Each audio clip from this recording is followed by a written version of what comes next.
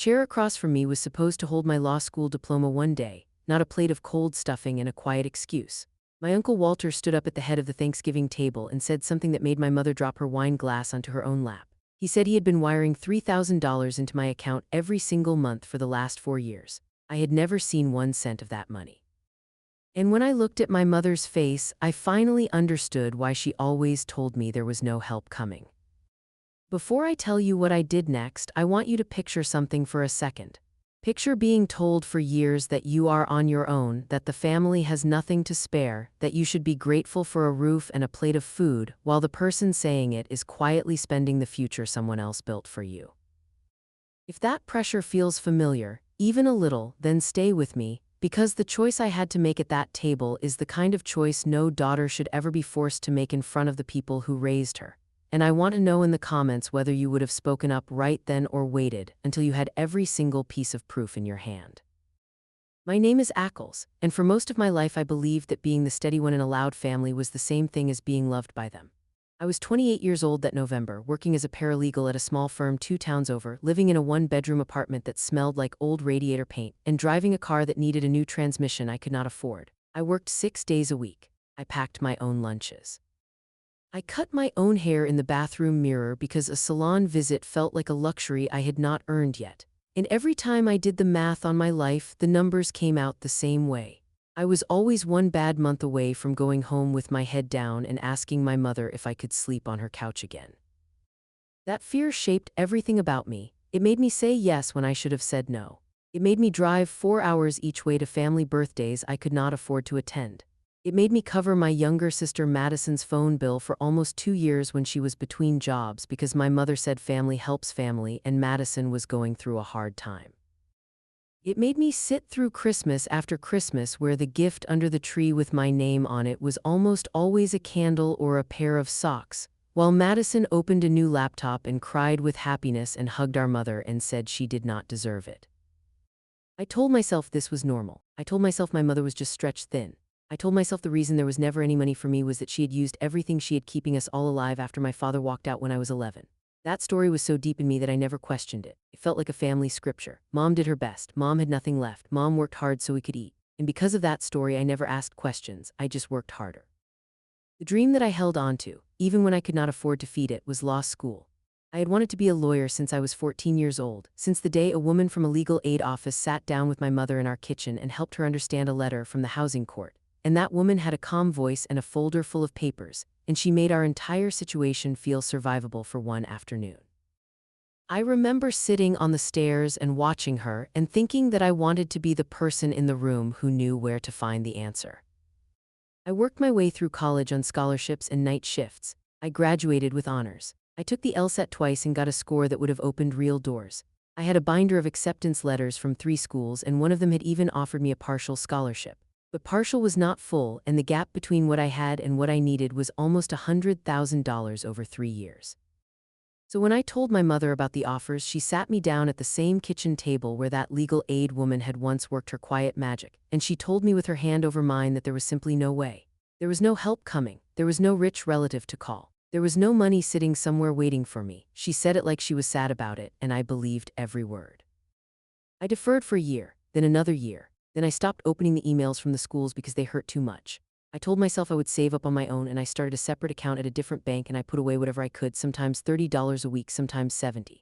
After 3 years of saving like that, I had less than $9,000 in it. I knew the math. I was never going to law school on my own, not in this lifetime, not on a paralegal salary. Not while still helping cover Madison's bills and driving down for every birthday and showy.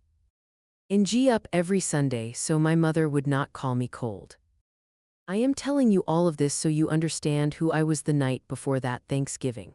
I was a tired woman who had quietly buried a dream and learned to smile about it. I was someone who measured success by how invisible my exhaustion was. I was the daughter who never asked for anything because asking had taught me that the answer would always be no. The drive to my mother's house that Wednesday night took 5 hours because of the holiday traffic. I had bought 2 pies from a small bakery near my apartment because my mother always said store pies were embarrassing, and I had spent extra so the box would say the right thing. I had also bought a bottle of nice wine for my Uncle Walter. because he had flown in all the way from Seattle this year for the first time in almost a decade, and my mother had been talking about his visit for weeks like it was a state event. Walter was my mother's older brother. He had built his own software company about 15 years earlier, sold half of it for a number none of us had ever been told, and quietly become the kind of relative people whisper about at weddings. I had only seen him 3 times in my adult life. He sent cards on my birthday with a short kind note and nothing else inside, and I had assumed for years that he just was not the type of man to be close to his nieces. When I pulled into my mother's driveway, the lights were already on inside, and through the front window I could see Madison helping our mother set the table. Madison was 24. She had moved back in a year and a half earlier after a breakup, and she had not moved out since. She did not work full-time. She had a small online jewelry shop that she posted about constantly but barely ran, and she lived rent-free in the upstairs bedroom that used to be mine, the one with the good window. My mother had repainted that room for her. It was now a soft peach color with white trim, and there was a new bed in it and a new desk and a small chandelier that Madison had picked out herself. The last time I had stayed over, I had slept on the pull-out couch in the basement with a heater that clicked all night. Walter and his wife Pamela were already inside when I came through the door, and Walter stood up and pulled me into the kind of hug that made me want to cry without knowing why. He smelled like aftershave and airplane coffee, and when he stepped back he looked me up and down with a strange expression I did not know how to read. He said it was good to see me and that I looked tired and that we needed to catch up properly while he was in town.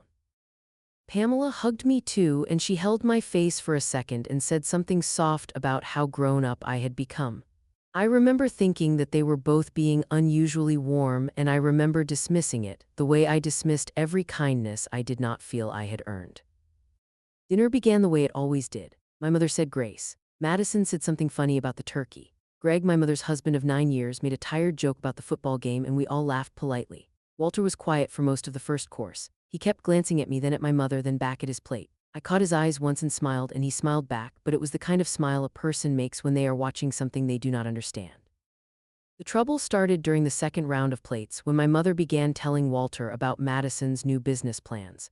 She said Madison was thinking of expanding into a small storefront downtown, that the lease was going to be expensive but that they were going to make it work as a family, and that Madison had real talent and just needed a little support to get started. Madison nodded along and added that the rent was going to be $2,200 a month and she would need 3 months up front and a security deposit on top of it. My mother said they were going to handle it, and then she looked at Walter, and there was something in that look that I noticed even then, a small tilt of expectation, the way you look at someone who you know will solve a problem for you. Walter set down his fork. He said very carefully that he was confused. He said he had thought the family already had support set aside for the next generation. He said he had been wondering for some time why nobody had updated him on how that was going. My mother gave a tight little laugh and changed the subject to the pies. She asked me to bring them in from the car. I went out and got them, and when I came back the air in the dining room had changed in a way I could feel before I could name it. Walter waited until I had sat back down. He waited until everyone had a slice of pie in front of them. Then he folded his napkin and laid it next to his plate, and he turned in his chair so that he was looking directly at me. He said, "Ackles, I have a question for you and I would like an hone." In answer, I said of course. He asked me how law school was going. I felt my face heat up. I said I had not gone. I said I had deferred and then let it lapse because I could not afford it. I said I was working at a firm now and that I was learning a lot and that I still hoped to maybe try again someday. I tried to smile when I said it, but the smile slipped halfway through. Walter looked at me for a long moment. Then he turned and looked at my mother. He said, "Diane, I'm going to ask you this in front of everyone because I do not want there to be any confusion, and I do not want anyone telling me later that they misunderstood what I said. I have been wiring $3,000 into your daughter's account every month for the last 4 years. That is $144,000. I made the first transfer the week she was supposed to start her first semester. I have the records on my phone, so I would like you to explain to me slowly why she just told me she could not afford to go." My mother dropped her wine glass. It hit the edge of her plate and tipped sideways, and the red wine ran across the white tablecloth and into Madison's lap. Madison shrieked and stood up. Greg said something I could not hear. Pamela put her hand over her mouth, and I sat very still in my chair because the room had gone completely silent inside my head. $144,000 every month for 4 years into my account that I had never seen. I could not move, I could not speak. I could feel my hands cold against my thighs under the table. I looked at my mother and her face was the color of paper. She was not looking at Walter. She was looking at me and her eyes were doing something I had never seen them do before. They were begging me. They were begging me to stay quiet, to laugh it off, to say something that would let everyone go back to their pie. I did not laugh, I did not say anything, I just kept looking at her. Walter said, "Diane, I am waiting." He said it gently because he is that kind of man, but his voice underneath the gentleness was made of something hard. My mother opened her mouth and closed it again. She looked at Greg. Greg was looking at his plate. She looked at Madison. Madison was still standing there with wine all over her sweater, frozen, staring at our mother with an expression I would think about for a long time afterward. Finally, my mother said, in a voice that sounded almost like a child's, that there must be some confusion about the account. She said maybe Walter had been sending it to the wrong place. She said she could look into it tomorrow. She said this was not the time to discuss it. Walter said it was exactly the time to discuss it. He said he had set up the transfer 4 years ago after she had called him, crying, telling him that I had been accepted to law school and that there was no way to make it work, and that she would do anything to give me the chance she never had. He said she had asked him to put the money into an account she had opened in my name, because he lived across the country and could not be the one to manage the day-to-day. He said he had agreed because she was his sister and because I had always been the kid he worried about, the one who never asked for anything, the one who sat on the stairs at our grandmother's funeral and helped the youngest cousins eat their sandwiches. He said he had trusted her completely. I do not remember standing up. I remember being on my feet. I remember the room rocking like the floor was a boat.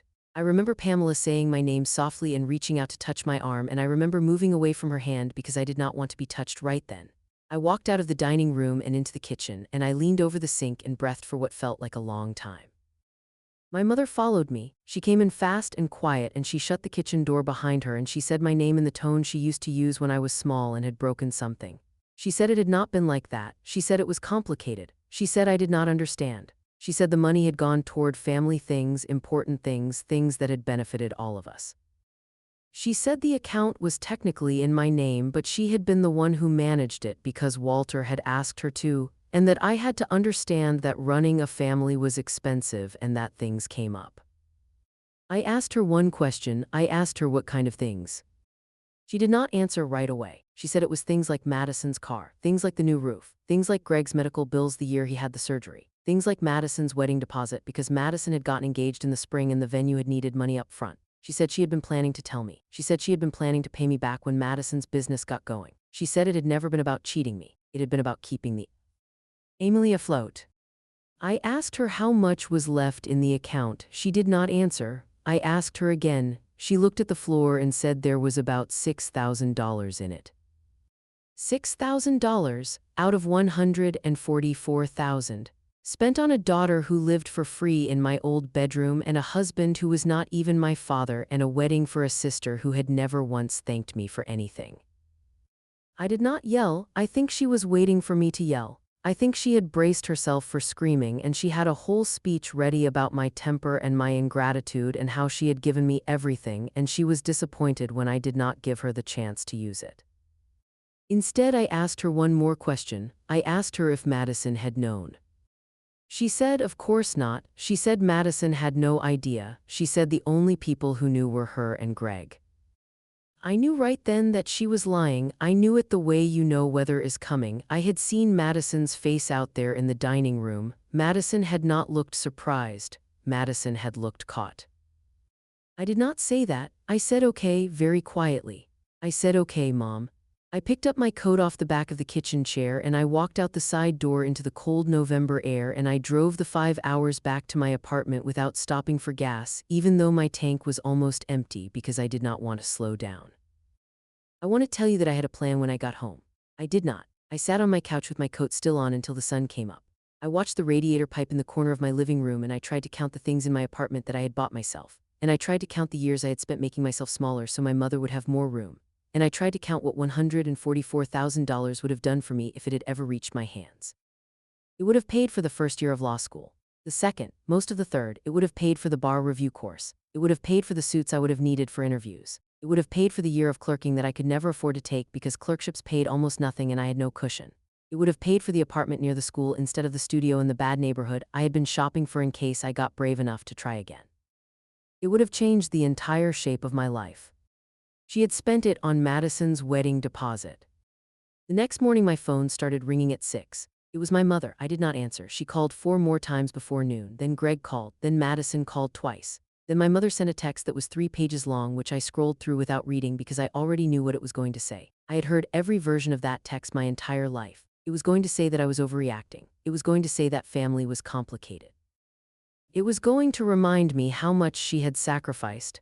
It was going to ask me to think about what this would do to her health if I made it into a bigger thing than it was.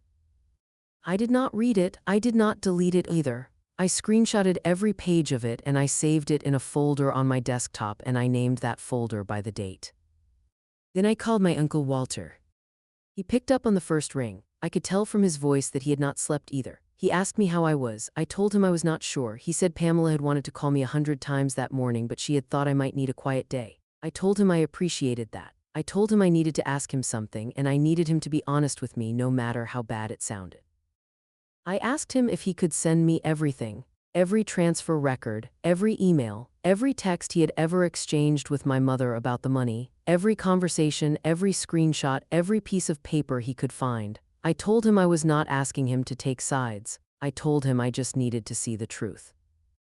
He was quiet for a moment. Then he said something I will remember for the rest of my life. He said, "Ackles, I have been waiting 4 years for you to ask me a single question about it. I assumed when you never said thank you that maybe you were embarrassed by the help. I assumed maybe it was a sore subject. I assumed a lot of things. I should have called you directly years ago. I am so sorry that I trusted her to be honest with you. I am going to send you everything by the end of the day." He did. By that evening I had a folder on my laptop with 48 months of bank confirmations, dozens of email threads, screenshots of text messages between him and my mother, and a copy of the original setup agreement that they had signed at his lawyer's office, which named me as the beneficiary of the account and named her as the trustee with a fiduciary duty to use the funds for my education and related living expenses only. That last piece was the one that made me sit very still in my chair. A fiduciary duty, that was not a vague family arrangement, that was a legal obligation. My mother had signed a document in front of his lawyer swearing that she would use the money for me, and then she had not. I am not a lawyer, I have already told you that, but I work for lawyers. I have spent 6 years sitting 2 desks down from people whose entire job is to make small, careful documents do large, careful things. I knew what a fiduciary duty was, I knew what breach of trust meant, I knew what conversion of funds was. I did not know exactly what to do with what I knew yet. But I knew enough to understand that I was not crazy and I was not overreacting, and the situation was even worse than I had felt it was the night before. I went to work the next morning like a normal person. I put on my normal clothes. I made my normal lunch. I sat at my normal desk. I answered normal emails. And on my lunch break, I walked into the office of one of the partners at my firm, a woman named Renee who had been kind to me from the beginning. And I closed her door and I sat down and I told her the whole story in less than 10 minutes, the way you tell a story when you have been rehearsing it in your head all night. Renee did not interrupt me once. When I finished, she looked at me for a long moment. Then she said, "Ackles, I want you to listen to me very carefully. You are not going to handle this on your own. You are going to walk down the hall right now and you are going to sit in Marcus's office and you are going to tell him exactly what you told me. He's going to take it from there. Do not call your mother. Do not text your sister. Do not respond to any group messages. Do not post anything online. Do not delete anything. From this moment forward, every single word you put into writing is potential evidence. Do you understand?" I did. I went to Marcus's office. Marcus is the firm's family law partner. He has gray hair and tired eyes and he never raises his voice. He listened to me the same way Renee had. When I was done, he said 2 things. He said the first thing was that he was sorry because what had happened to me was a real and serious thing and not a family disagreement. He said the second thing was that he would handle the legal side himself on his own time because Renee had walked into his office while I was waiting and asked him to as a personal favor, and he owed her one. I cried in his office. It was the first time I had cried since the night before. I cried because for so long I had carried the weight of believing that my own family did not quite love me enough, and now 2 people I had only worked with for a few years had moved faster to protect me than my mother had ever moved in my entire life. Marcus told me what was going to happen next. He said he was going to write a letter to my mother on firm letterhead, requesting a full accounting of every dollar that had passed through the account since it was opened, along with copies of all bank statements. He said he was going to copy Walter on the letter because Walter was the original source of the funds and had standing to demand the same accounting as the trust's grantor. He said he was also going to put the bank on notice that the account was the subject of a dispute and that no further withdrawals should be permitted without written authorization from both me and Walter. He said he was going to send all of this within 48 hours. He also told me very gently that I needed to prepare myself for the family side of this. He said the legal piece was straightforward. The harder piece was going to be what my mother said about me to everyone else and what they believed and how I held my ground while they tried to talk me out of it. He said the family would not call this what it was. They would call it a misunderstanding. They would call it a reaction. They would call it me being dramatic or me being ungrateful or me being influenced by other people. They would not call it theft. He was right about all of it. By the end of that week, I had received 17 voicemails from my mother, 12 from Madison, 4 from Greg, and 3 from an aunt I had not spoken to in 2 years.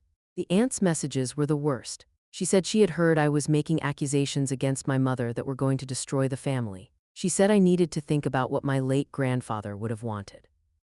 She said sometimes families had to absorb hard things and that there were better ways to handle this than the way I was handling it. She did not say what those better ways were. She never does. I did not respond to any of them. Marcus's letter went out on a Tuesday. By Wednesday afternoon, my mother had hired a lawyer of her own. By Thursday, the bank had frozen the account. By Friday, I had received a forwarded email from Marcus that contained the first set of bank records, the ones that the bank had pulled directly without going through my I sat at my kitchen table that Friday night with a glass of water and a notebook, and I went through every single line. The pattern was clear within the first 6 months. The deposits came in on the first of every month, exactly $3,000, just as Walter had said. The withdrawals were a different story. Some of them were small and irregular. $200 here, $300 there, the kind of grocery and gas spending you might expect from someone borrowing from a fund they should not be touching. But by the end of the first year, the withdrawals had grown bolder. I saw a transfer of $12,000 to a contractor with a name I recognized. That was the new roof. I saw a charge for $4,700 at a luxury car dealership. That was the down payment on Madison's car, the white one with the heated seats that she had told me was a gift from a friend of her boyfriend's family. I saw a $2,000 charge at a bridal salon in the spring of the 3rd year. That was Madison's first dress fitting, the one she had cried about on the phone to me, telling me how stressed she was about money. By the 4th year, the spending had a cruel rhythm to it. Every June there was a charge at a beach rental in Florida. Every December there was a charge at a department store I knew my mother liked. There were dental bills for Greg. There was a payment for a community college class that Madison had taken and then dropped. There was a charge at a jeweler's for over $5,000, 3 months after Madison had shown me a tennis bracelet at Easter and said our mother had bought it for her as a surprise. The bracelet was real. The surprise was that I had paid for it without knowing. Then there was the wedding deposit. $18,000 at a venue I had never heard of, paid in 3 installments over the past summer.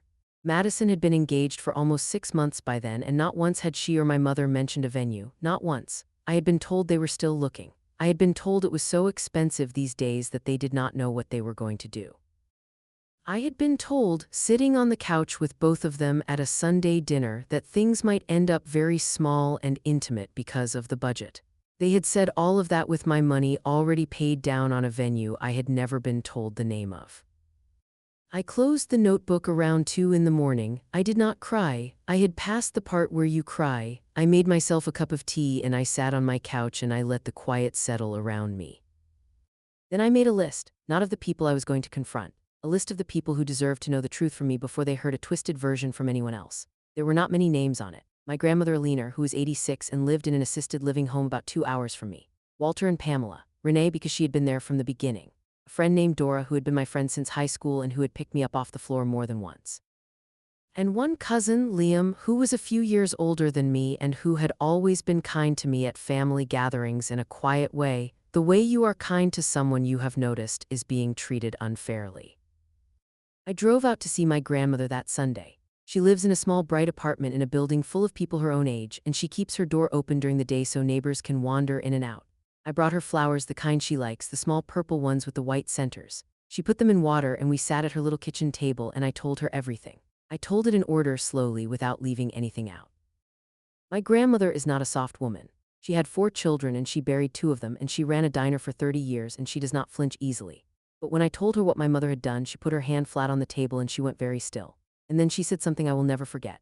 She said, "Ackles, your mother has been doing a small version of this to you since you were a child. and the rest of us pretended not to see it because it was easier than fighting her.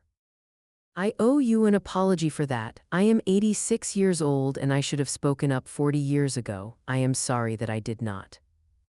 I cried at her table. She held my hand and let me cry. When I was done, she went into her bedroom and came back with an envelope. She said it had been sitting in her dresser for 2 years. She said she had been planning to give it to me at Christmas, but now seemed like the right time. Inside was a check for $20,000. She said it was from the sale of her old house, and she had wanted me to have it because she always knew I had given up something I should not have given up.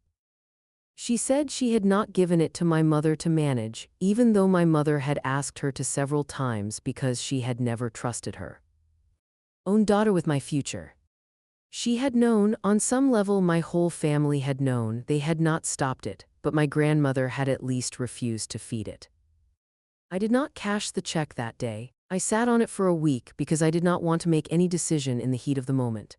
Eventually I did deposit it and I put it in a separate account at a credit union my mother did not know about, and I did not touch it for months. It became the seed of something I did not yet have a name for.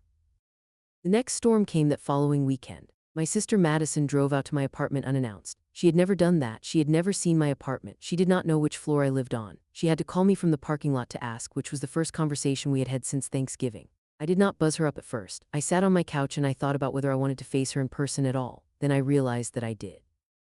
I wanted to look her in the face and see what she had become. I let her in. She came up the stairs slowly. She was holding a paper bag with cookies in it from my favorite bakery, the one she had complained about driving past on the way over. She set them on the counter. She looked around my apartment like she was seeing the inside of a place she had been told stories about. I noticed she did not take off her coat. She said she had come to apologize. She said she had not known about the money until Thanksgiving night. She said our mother had told her on the drive home after I had left, and that she had been horrified and that she had cried in the car and that she had not been able to sleep since. I asked her one question. I asked her where she thought the money for her wedding venue had come from. Her face did the same thing it had done at the dining room table. She caught herself. I watched her catch herself, and then she did what people do when they are about to lie. She started talking faster. She said our mother had told her there was a small inheritance from a great aunt. She said she had not asked any follow-up questions because she had been so happy and so stressed about the wedding and so grateful that there was finally something working in their favor. She said she should have asked. She said she felt terrible. I sat down on my couch. I told her I had pulled the bank records. I told her what dates the wedding payments had been made on. I told her I had screenshots of the texts she had sent our mother in those same weeks, complaining about the venue and asking when something was going to happen. I told her I had kept those screenshots on my own phone for 2 years because I had thought they were funny at the time. They were not funny anymore.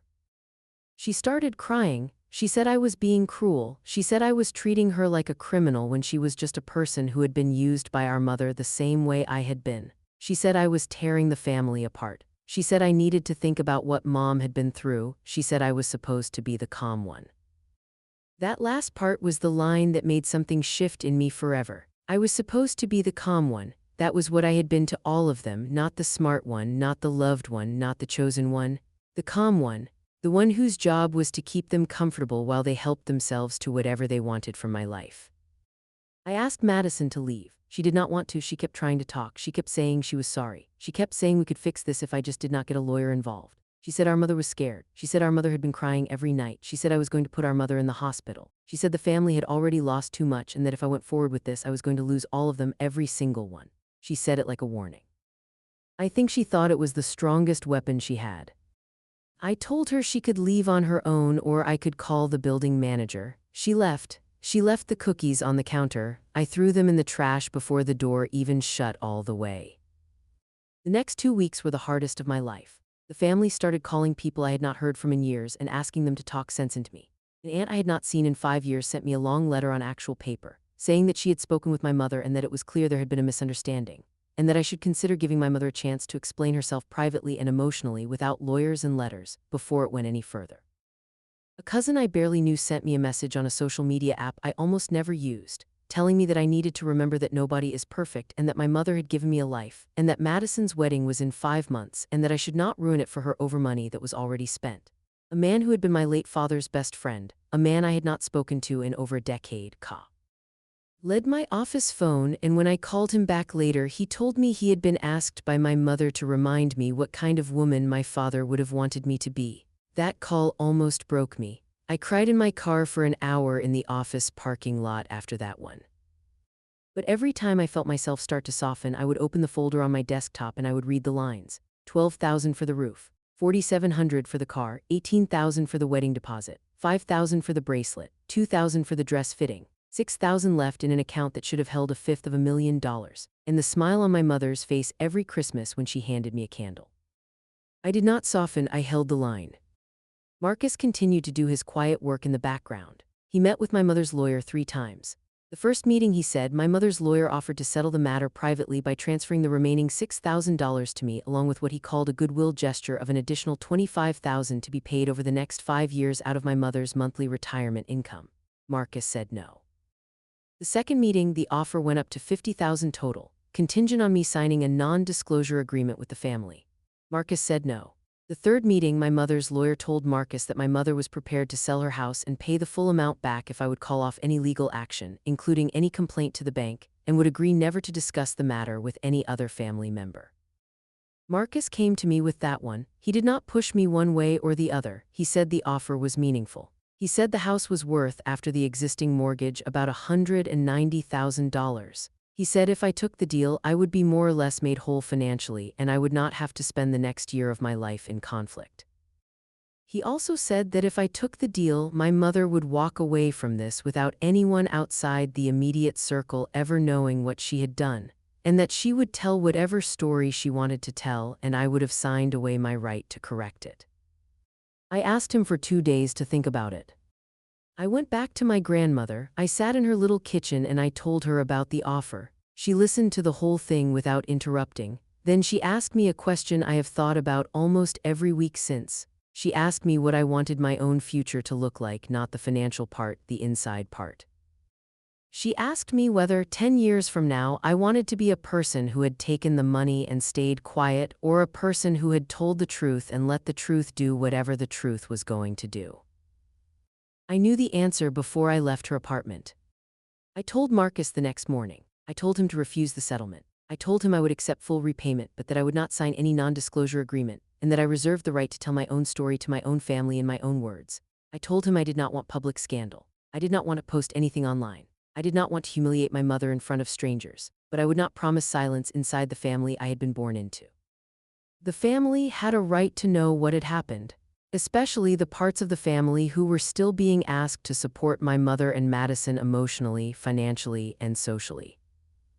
Marcus took my position back to my mother's lawyer. The next day, the offer was withdrawn. My mother's lawyer told Marcus that my mother could not agree to those terms. My mother's lawyer told Marcus that they would see us in court if it came to that. It almost did. Marcus filed a civil complaint 2 weeks later. The complaint laid out the full breach of fiduciary duty with bank records attached as exhibits. He filed it at the local courthouse on a Thursday morning. The clerk stamped it, and that was that. My mother had 30 days to respond.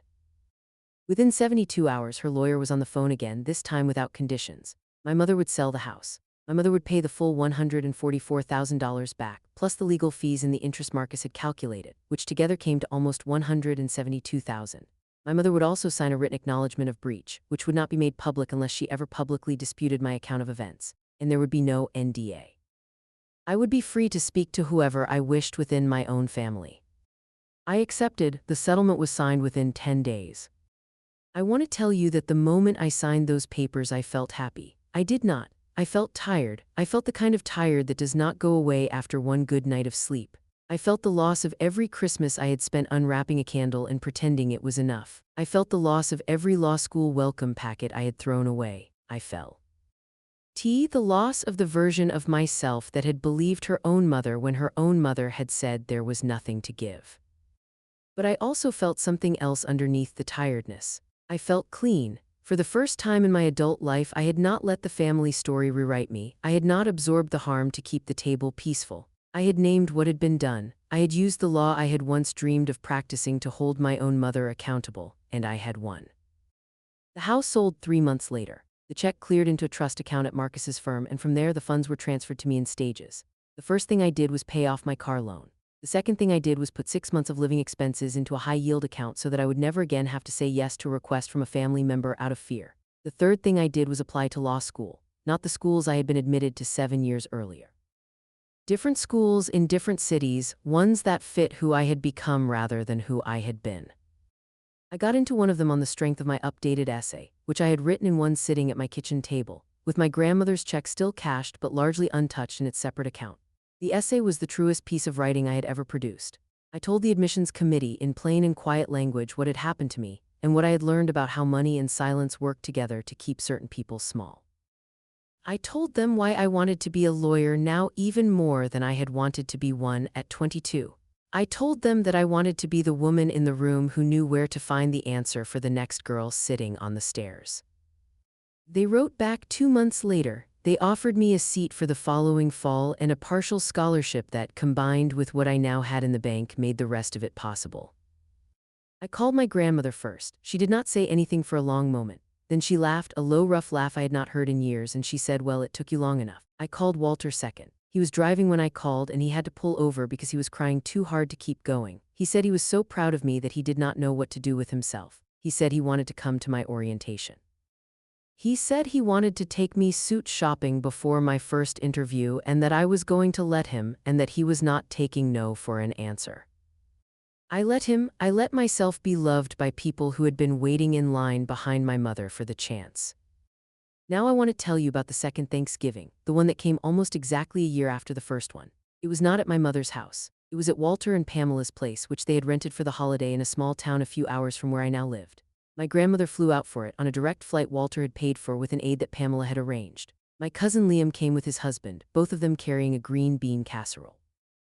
Renee came because I had asked her and because she had become more than a boss to me by then, more like an older sister who had appeared in my life late but on time.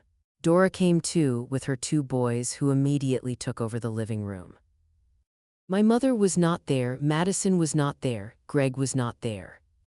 My mother had sent me a letter 2 weeks earlier, a real letter written by hand on the same kind of stationery she used to write thank you notes to her church friends. The letter was 4 pages long. She told me she had been in counseling. She told me she had lost a lot of weight from stress. She told me she missed me. She told me she was sorry for what she had done and that she did not expect me to forgive her right away. She asked near the bottom of the 3rd page if she could come to Thanksgiving.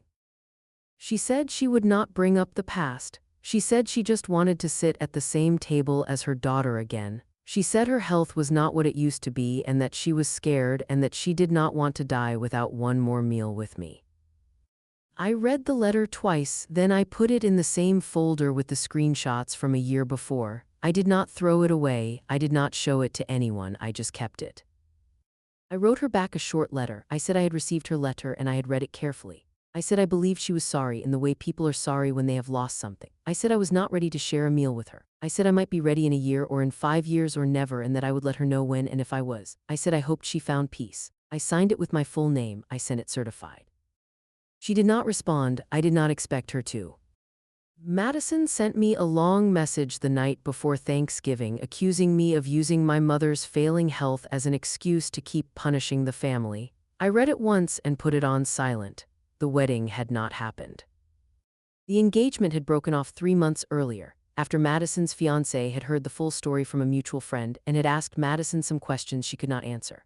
I had nothing to do with that. I had not spoken to her fiancé in my life. I had not spoken to anyone outside the immediate circle. The truth had simply moved through the family the way truth tends to do once it is no longer being held underwater.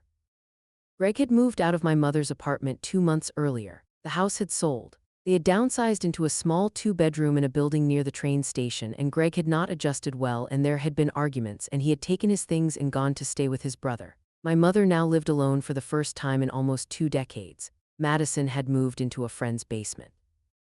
I did not feel happy about any of it. I did not feel like I had won anything by their unraveling. I felt the way you feel when a storm finally moves on after destroying half of everything around you. The quiet is not victory, the quiet is just the absence of more damage. At the second Thanksgiving, Walter stood up at the head of the table again. He did not make a long speech this time. He raised his glass. He looked at me and he said one sentence. He said he was grateful to be sitting across from a niece who had taught him what a backbone looked like. Everyone at the table raised their glass with him. My grandmother kept hers raised the longest. I did not know where to put my eyes. I just whispered thank you and I drank my water and I let the moment land where it was meant to land. After dinner, Pamela and I did the dishes together. She told me while we were drying the wine glasses that she and Walter had set up a small fund in my name at his bank, separate from the settlement, to be used during my second and third years of law school. She said the amount was modest by his standards but real. She said this time the account was in my name only, with no one else as trustee, and that I would have full access to it from the day it was funded. She said she had insisted on that detail personally. I cried into a dish towel. Pamela did not say anything. She just kept drying glasses next to me, the way you stand next to someone who is finally allowed to feel everything they had not been allowed to feel before. I want to be clear about something before I finish telling you all of this. The money matters. The money mattered. I will not pretend that what my mother did was only an emotional crime. It was a financial crime with a price tag, and I do not think anyone in my position should be told to focus on the feelings and let the dollars go. The dollars are what the feelings are made of in stories like these. The dollars are the proof that someone meant it. The money is not the part of the story I think about most now. The part I think about most is the moment in my grandmother's kitchen, when she told me that the rest of the family had seen what was happening to me my whole life and had decided it was easier not to say anything. That sentence reorganized my entire childhood. Every memory I had of being told I was overreacting. Every memory I had of being asked to be the calm one. Every memory I had of being thanked for being so easy. None of it had been about my virtues. All of it had been about their convenience.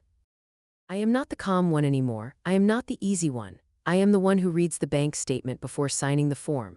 I am the one who knows what fiduciary duty means and who is willing to use that knowledge against people who share my last name.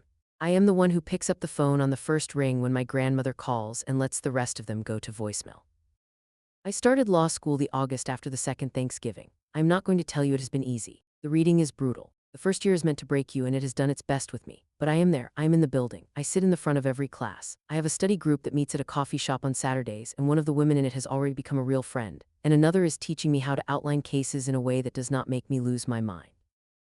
I am tired in a way I have never been tired before, but it is the kind of tired that comes from spending your hours on something you actually chose. That kind of tired heals when you sleep. The other kind never does. Walter calls me every Sunday. Pamela sends me cards in the mail with no occasion attached, just little notes on nice paper telling me she is thinking of me.